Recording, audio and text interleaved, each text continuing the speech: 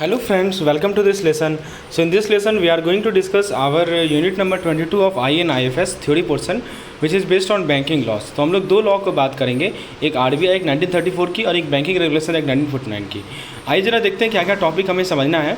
सबसे पहले हम लोग RBI एक्ट के ऑब्जेक्टिव के बारे में बात करेंगे, स्ट्रक्चर के बारे में बात करेंगे। चैप्टर्स कौन कौन से हैं RBI एक्ट में? प्रिलिमिनरी 1, पहला चैप्टर प्रिलिमिनरी है। दूसरा चैप्टर है दोस्तों इनकॉर्पोरेशन कैपिटल से रिगार्डिंग।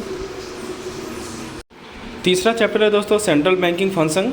चौथा चैप्टर है जनरल प्रोविजन। पांचवा चैप्टर है पेनल्टीज़। और उसके बाद दोस्तों हम लोग स्केड्यूल्स पढ़ेंगे RBI एक्ट का।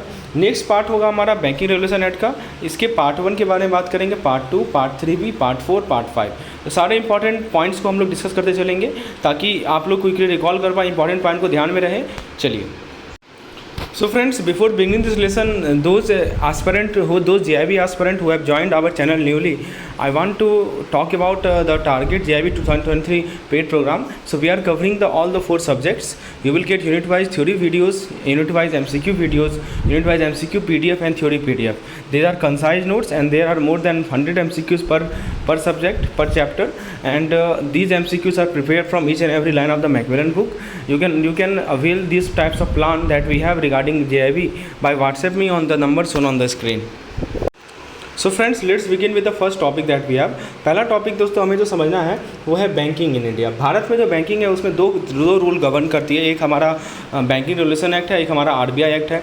RBI और गवर्नमेंट ऑफ इंडिया दोनों कंट्रोल एक्सरसाइज करती है बैंकों पे, लाइसेंसिंग से लेकर उनके वाइंडिंग अप तक। अब दोस्तों मैं आपको सबसे पहले RBI एक्ट पे लेकर चलता हूँ 1934 का। थोड़ा सा बैकग्राउंड देख लेते हैं। तो दोस्तों RBI एक्ट जो है स्टार्ट हुआ था 1926 में, जब रोयल कमीशन इंडियन करेंसी पे और फाइनेंस में सजेस्ट किए थे कि सेंट्रल बैंक ऑफ इंडिया को इस्टेब्लिश किया जाए।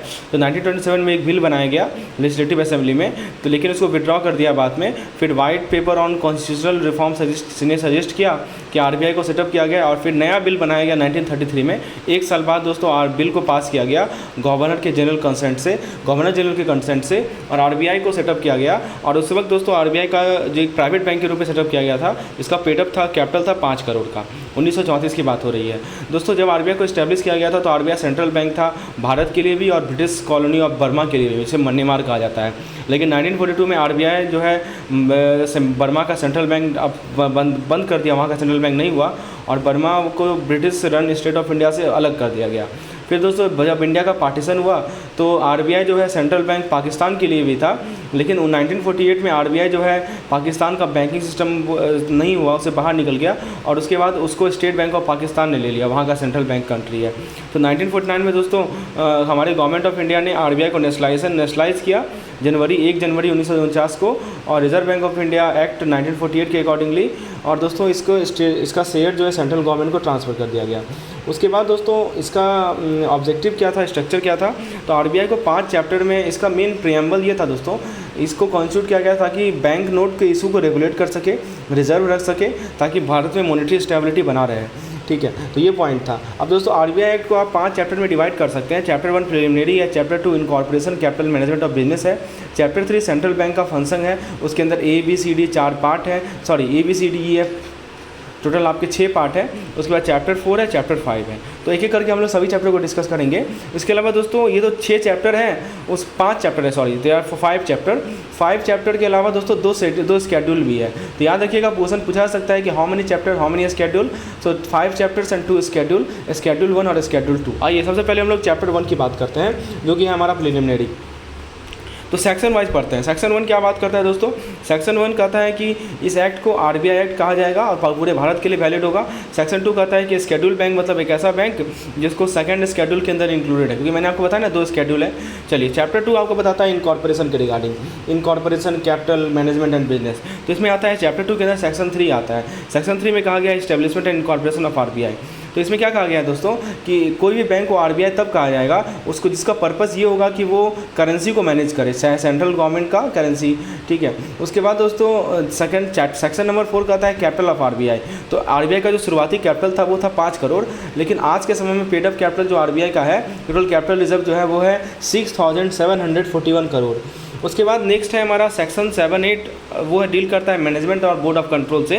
तो इसमें पॉइंट समझिए, इसमें क्या कहा गया है कि जो बोर्ड होंगे उनको डायरेक्शन से अवॉइड करना पड़ेगा जो भी सेंट्रल गवर्नमेंट को डायरेक्शन देती है।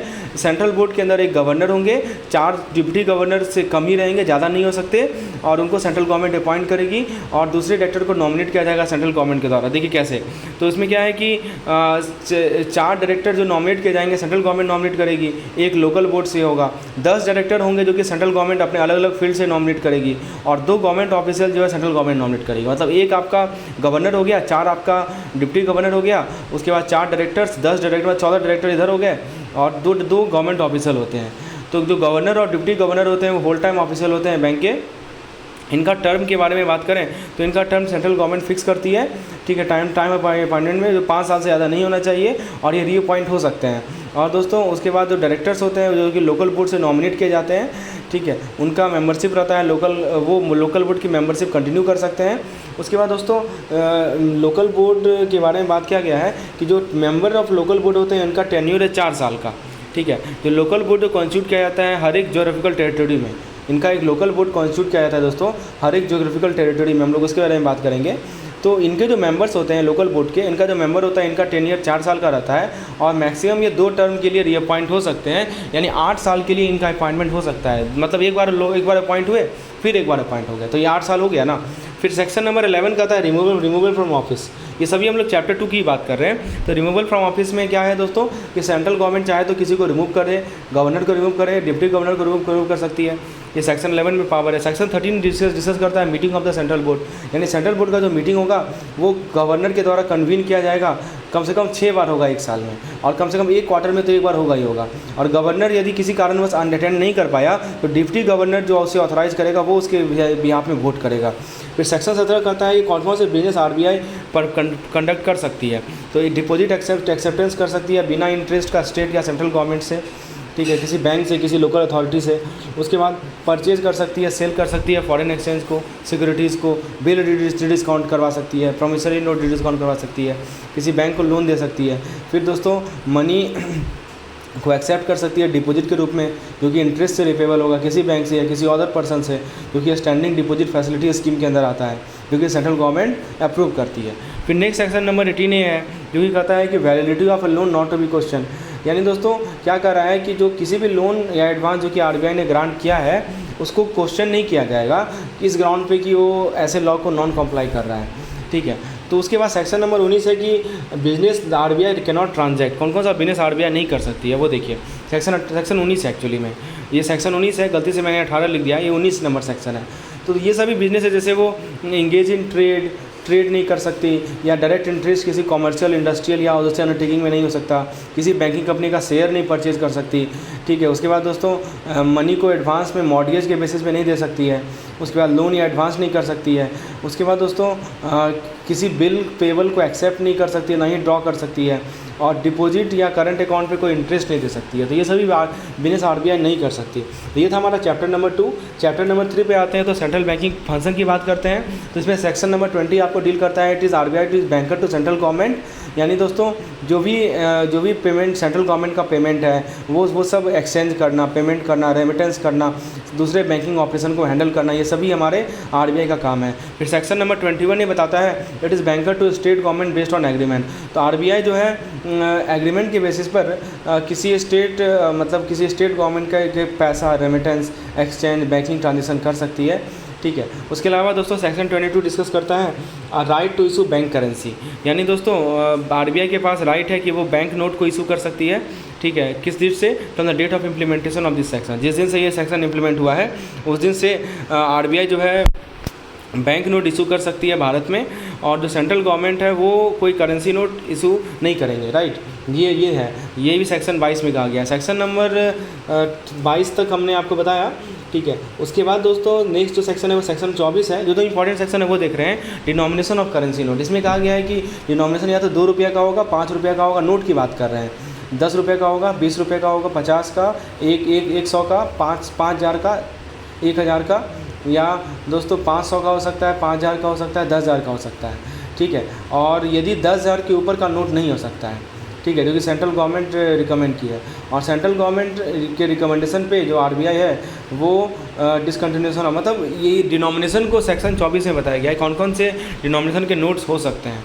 सेक्शन 26 डिस्कस करता है लीगल टेंडर, यानी दोस्तों जितने भी बैंक नोट होंगे वो लीगल टेंडर होंगे किसी भारत की किसी भी जगह पे, और सेंट्रल गवर्नमेंट के सेंट्रल बोर्ड ऑफ आरबीआई के रिकमेंडेशन पे सेंट्रल गवर्नमेंट डिक्लेयर करेगी कि इस डेट से ये सीरीज ऑफ बैंक नोट जो है वो अब लीगल टेंडर नहीं रहे। जैसे हुआ था ना 2016 में डिमोनेटाइजेशन, तो वही हमारा सेक्शन 26 का यूज़ किया गया था, ठीक है, लीगल टेंडर का।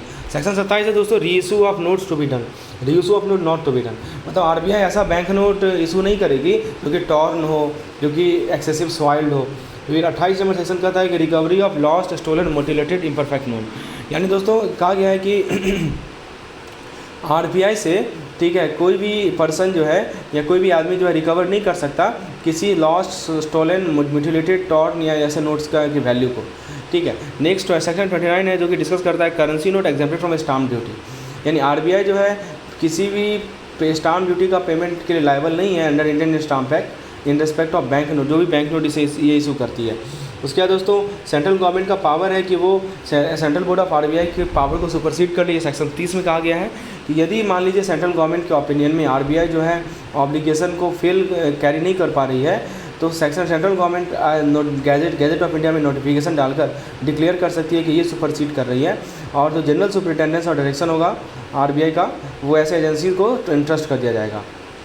सेक्शन नंबर 33 कहती है asset of the issue department, यानी जो भी इशू डिपार्टमेंट है उसका जो एसेट होगा उसके अंदर गोल्ड कॉइन्स हो सकता है, गोल्ड बिलियन हो सकता है, फॉरेन सिक्योरिटी हो सकता है, रुपी कॉइन, रुपी सिक्योरिटी, ये सभी हो सकते हैं। सेक्शन 33 में कहा गया है, यानी हमारे जो इशू डिपार्टमेंट है उनका क्या क्या एसेट हो सकता है। और दूसरी बात है कि जो एसेट का एग्रीगेट अमाउंट है वो उनके टोटल लायबिलिटी से कम होना चाहिए, कम नहीं होना चाहिए दोस्तों। ये मतलब एसेट लायबिलिटी तो जनरली बराबर होता है, लेकिन ऐसा नहीं हो कि इनका जो एसेट है उनकी लायबिलिटी से कम हो जाए, this is not be the case. तो ये सभी asset of the issue department के बारे में सेक्शन नंबर 32 में कहा गया है, 33 में कहा गया सॉरी। उसके बाद सेक्शन 34 है दोस्तों, जो कि डील करता है इशू डिपार्टमेंट का लायबिलिटी, यानी liability of the issue department, यानी जो इशू डिपार्टमेंट होते हैं उनका लायबिलिटी, उनका जो लायबिलिटी होना चाहिए वो उनके टोटल करेंसी नोट के बराबर होना चाहिए। उसके बाद दोस्तों मतलब देखिए जितना करेंसी नोट इशू किया है ये गवर्नमेंट ऑफ इंडिया के द्वारा, ठीक, करेंसी नोट हो या बैंक नोट हो जो सर्कुलेशन में, उतना ही लायबिलिटी हो इशू डिपार्टमेंट का। सेक्शन 40 डील करता है दोस्तों ट्रांजैक्शन इन फॉरेन एक्सचेंज, तो आरबीआई किसी ऑथराइज पर्सन से फॉरेन एक्सचेंज खरीद सकती है या बेच सकती है, ठीक है, और कंडीशन सेंट्रल गवर्नमेंट दे सकती है टाइम टू टाइम। और no person shall be entitled to demand और buy sell foreign currency of value less than 2 lakh, तो ये बात है। उसके बाद दोस्तों जो शेड्यूल कमर्शियल बैंक है उनको कैश रिजर्व रखना पड़ता है, सीआरआर रखना पड़ता है, ये सेक्शन नंबर 42 में कहा गया है। जो भी बैंक सेकंड शेड्यूल में के अंदर हैं उनको आरबीआई के पास एक डेली एवरेज बैलेंस मेंटेन करना पड़ता है, जो कि एक सर्टेन परसेंटेज होता है इनके डीटीएल का, जो कि आरबीआई टाइम बताते रहती है, चेंज करते रहती है सीआरआर को। ये सेक्शन नंबर 42 है, याद रखिएगा, आरबीआई एक्ट का सेक्शन नंबर 42 सीआरआर के रिगार्डिंग है, यानी हर एक बैंक को अपना कैश रिजर्व रेशियो आरबीआई के पास मेंटेन करना है। फिर दोस्तों चैप्टर 3A की बात करें तो चैप्टर 3A में चैप्टर 2 तक हमने देखा, चैप्टर 3A में 3 के ए सेक्शन में ए चैप्टर में डिटेल है दोस्तों हमारा collection and furnishing of credit information, यानी कलेक्शन क्रेडिट इन्फॉर्मेशन को कलेक्ट करना और फर्निश करना। इसके अंदर सेक्शन 45A to 45G आता है।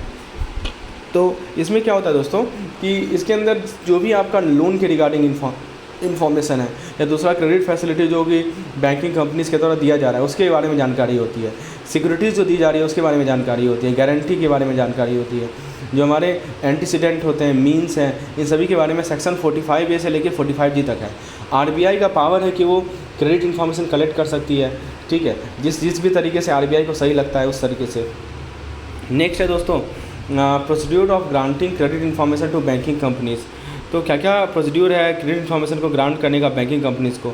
तो बैंकिंग कंपनीज़ के रिक्वेस्ट में आरबीआई जो है एप्लीकेंट को फर्निश करेगी क्रेडिट इन्फॉर्मेशन के बारे में। तो इन्फॉर्मेशन जो फर्निश किया जाएगा वो बैंकिंग कंपनी का नाम नहीं बताएगा, किस बैंकिंग कंपनी ने ऐसा एप्लीकेशन आरबीआई को दिया है, ये आरबीआई के डिस्क्रिप्शन पे होगा कि वो फ़ी भी लेवी कर सकती है क्रेडिट इन्फॉर्मेशन फर्निश करने के लिए। तो ये बैंकिंग कंपनी के रिक्वेस्ट पे आरबीआई जो है कुछ एप्लीकेंट का data credit information related data furnish कर सकती है, लेकिन ये उसमें नाम नहीं बताएगा किस बैंकिंग कंपनी से आया है, ठीक है। तो name of the banking companies हुआ सबमिटेड सर आरबीआई, और ये आरबीआई के डिसीजन पे है कि कुछ चार्ज ले ले ऐसे क्रेडिट इन्फॉर्मेशन को फर्निश करने के लिए, क्योंकि 25 रुपये से ज़्यादा नहीं होगा, ठीक है, ये पॉइंट है। उसके बाद इन्फॉर्मेशन को डिस्क्लोज़ करना प्रोहिबिटेड है, कोई भी क्रेडिट इन्फॉर्मेशन को डिस्क्लोज़ करना प्रोहिबिटेड है। लेकिन इसमें कुछ एक्सेप्शन है। एक्सेप्शन क्या है कि यदि मान लीजिए कोई बैंकिंग कंपनी डिस्क्लोज़ कर रही है आरबीआई के प्रायर परमिशन लेके तो कर सकती है। यदि बैंक्स को सही लगता है कि क्रेडिट इन्फॉर्मेशन पब्लिक इंटरेस्ट के लिए है तो वो पब्लिश कर सकती है।